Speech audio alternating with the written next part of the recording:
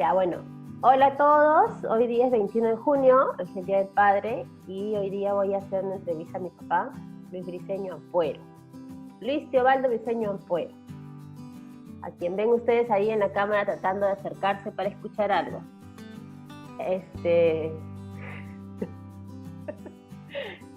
A ver, ¿por qué me animo a entrevistar a mi papá? Porque todo lo que yo he logrado hasta ahorita, bueno, más allá del esfuerzo de mi mamá también, es justamente a nivel de profesión, temático, es justamente por la influencia de mi papá. Mi papá es geógrafo y enseña en la San Marcos, y justamente el tema de montañas y ecosistemas y desarrollo sostenible, todo eso me vino de parte de él. Entonces la idea un poco hoy día era primero conocerlo un poquito más, bueno, que todos lo conozcan un poco más, y lo segundo era preguntarle el por qué se orientó para el lado para el lado de la rama de Pertex. Entonces, la primera pregunta era, ¿cómo es que llegas a Lima? Porque tú no eres de Lima. ¿De dónde eres y cómo es que llegas a Lima? Dale. Yo nací en un pueblo de la Ceja de Selva del departamento de Amazonas. Ajá. Terminé estudios secundarios y, como todo estudiante del interior del país, busca seguir estudios superiores. Mis padres me trajeron a Lima y en Lima elegí la carrera de educación porque eso permitía, digamos, tener un lugar en internado en la Cantuta, lograr ahorros para seguir progresando en esta ciudad. Terminé educación. Mientras ejercía la profesión de educador, comencé a estudiar geografía. ¿Y por qué geografía? Por dos razones fundamentales. En esa época, en cuarto y quinto año de secundaria, se enseñaba el curso de geografía. Y como yo había vivido en una zona de bosques, los Andes cubiertos de vegetación, de bosques, entonces me llamó mucho la atención conocer ese espacio y ver cómo se puede aprovechar más eficientemente. Cuando terminé educación en la Cantuta, comencé a trabajar en la ciudad de Lima y paralelamente comencé a estudiar geografía en la Universidad Nacional Mayor de San Marcos. Mientras estaba terminando, conseguí trabajar en el Instituto Nacional de Planificación, primero como encargado de la demarcación territorial nacional, tratando de reordenar esa actividad del Estado que tenía una serie de problemas. Paralelamente comencé a trabajar en asuntos de medio ambiente y recursos naturales. En esa época la Oficina Nacional de Evaluación de Recursos Naturales dependía del Instituto Nacional de Planificación y comencé a coordinar con la ONER en aquella época. De esa manera comencé a interesarme por los asuntos ambientales y por los recursos naturales. Eso me permitió participar en una serie de reuniones de esta naturaleza. Es así que llegas a la cumbre de la Tierra en el 92. ¿Cómo es que llegas ahí y qué experiencia te dejó esa reunión? Entonces, como estaba participando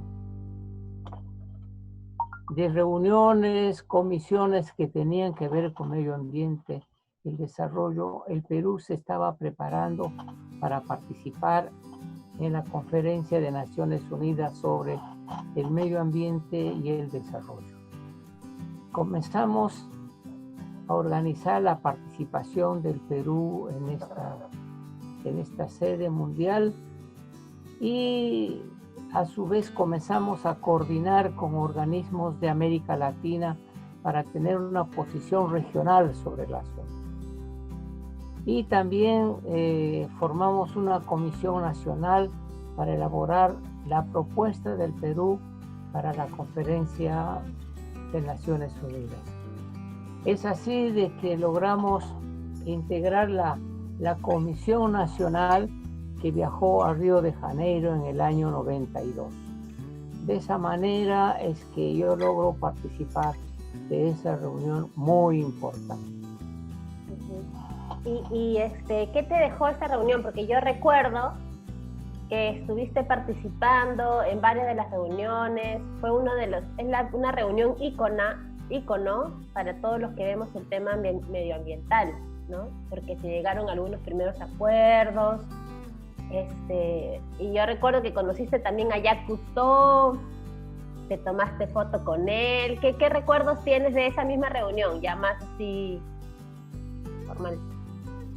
Para mí fue una gran oportunidad conocer directamente a los personajes internacionales que estaban trabajando en esta materia.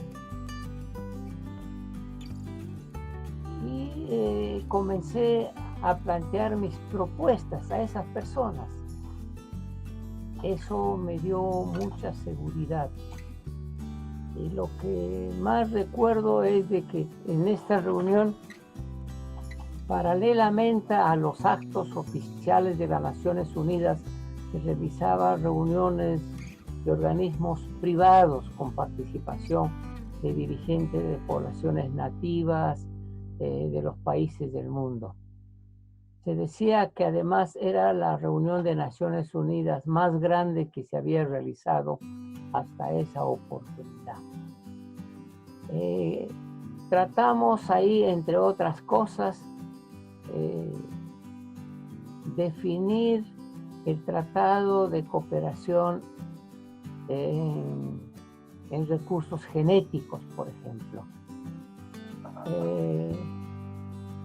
Yo recuerdo muy bien que en ese ámbito lo que el Perú planteó fue de que frente al concepto de conservación, que era para esa reunión preservación, entonces nosotros dijimos que en el caso del Perú la conservación significa también hacer un uso racional de los recursos. Se puso como ejemplo la papa. Tenemos una gran cantidad, más de 2000 variedades de papa, y muchas de las papas están circunscritas a comunidades alejadas de la zona altoandina. Y decíamos que no se puede conservar esa papa si es que no se incorpora al mercado.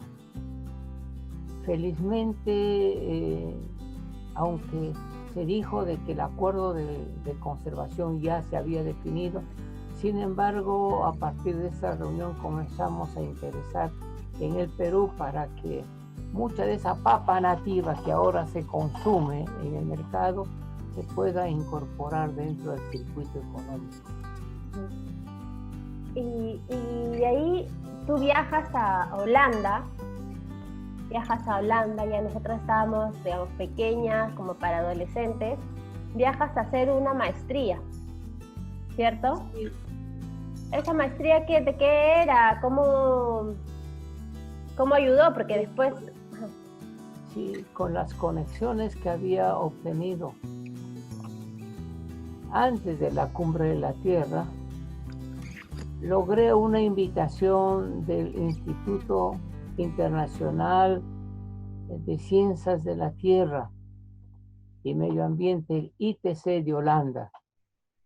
Como había seguido estudios de inglés en educación y luego en las academias, entonces eso me permitió conseguir con cierta facilidad la beca para Holanda, en donde estuve año y medio más o menos. La beca era integral, costos de educación, costos de estadía, y además viajes al interior de Europa. Eso me enseñó de que hay un aspecto fundamental en la educación, En Holanda te brinda una serie de facilidades para estudiar y depende mucho de la persona para poder aprovechar la autoeducación. Me parece que eso es un elemento fundamental, más aún ahora que estamos en esta pandemia.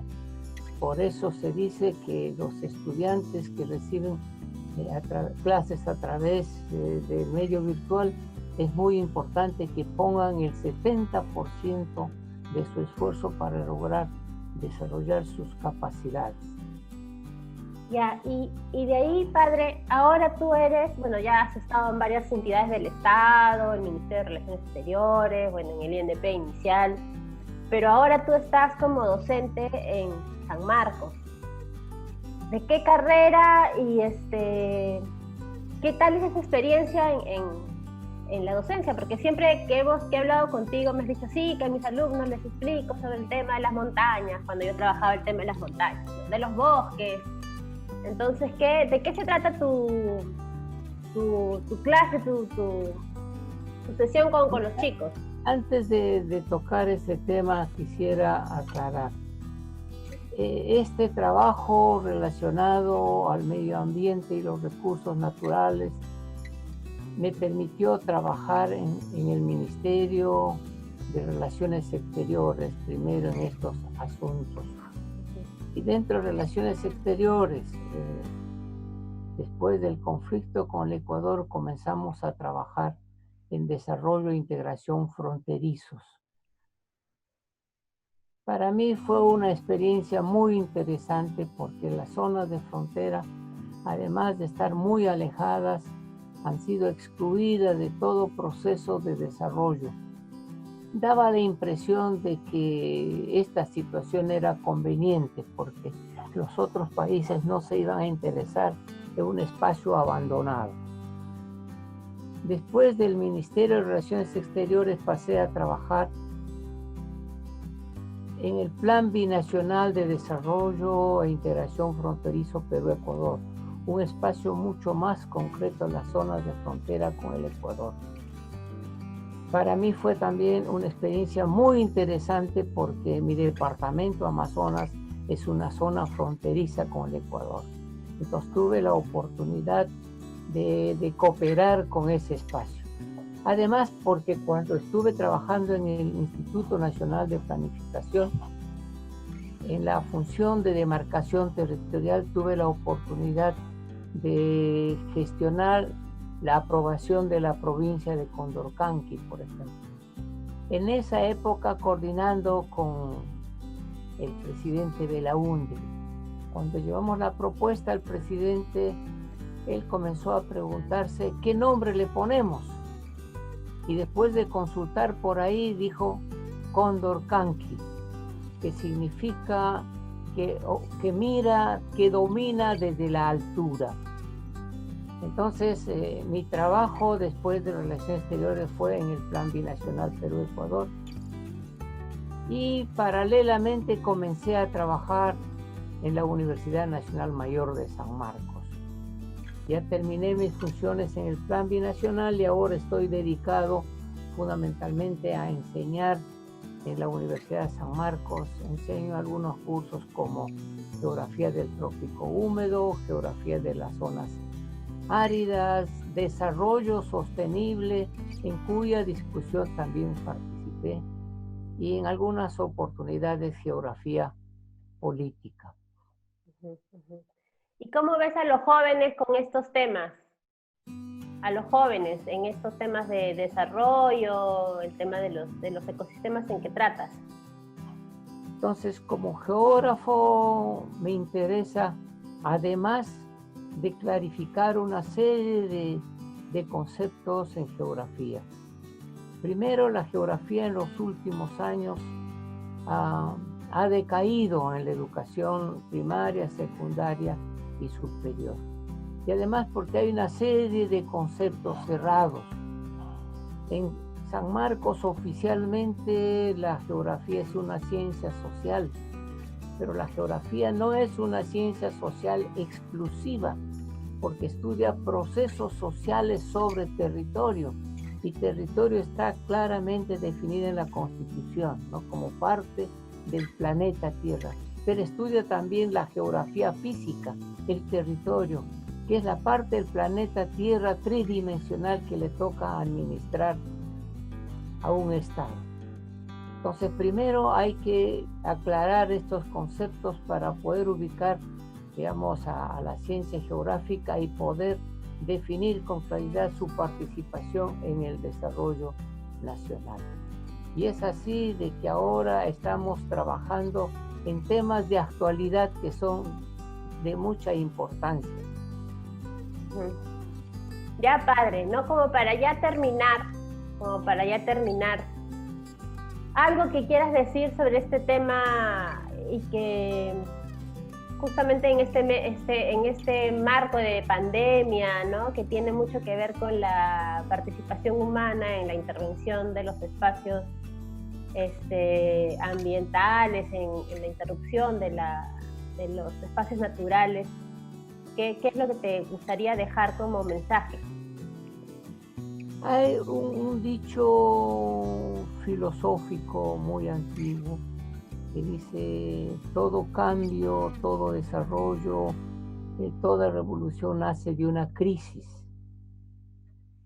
Y es muy importante ahora ver de que la pandemia ha permitido